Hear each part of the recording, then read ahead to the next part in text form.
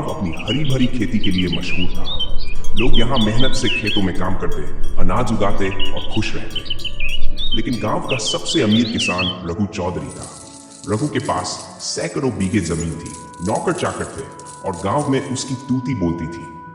लेकिन उसके दिल में एक कमी थी, वो कभी किसी की मदद नहीं करता था। वो सोचता था कि गरीब किसान उसके खेतों में मजदूरी करे, मगर खुद कभी किसी की भलाई के बारे में नहीं सोचता था। एक दिन गांव में एक बूढ़ी औरत आई। उसने रघु के दरवाजे पर जाकर कहा, बेटा, मैं बहुत भूखी हूं, बस एक मुट्ठी अनाज दे दे। रघु हंस पड़ा और बोला, बूढ़ी अम्मा, अनाज भीख में नहीं मिलता, जाओ कहीं और जाओ। बूढ़ी औरत ने आंसू भरी आंखों से रघु की तरफ देखा और कहा, जिस मिट्टी से तेरा अनाज उगता है, उसी मिट्टी की कसम, एक दिन तू खुद भी एक मुट्ठी अनाज के लिए तरसेगा। रघु ने उसे धक्के देकर भगा दिया।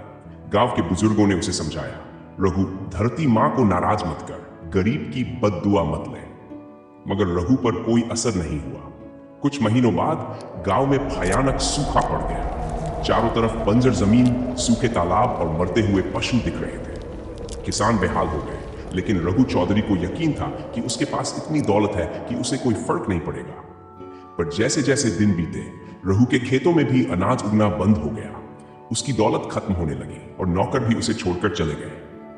अब वो दिन आ गया जब रघु के घर में अनाज का एक भी दाना नहीं बचा। भूख से तड़पता हुआ रघु गांव के उसी चौपाल पर पहुंचा जहां कभी गरीब किसानों को हिकारत से देखता था।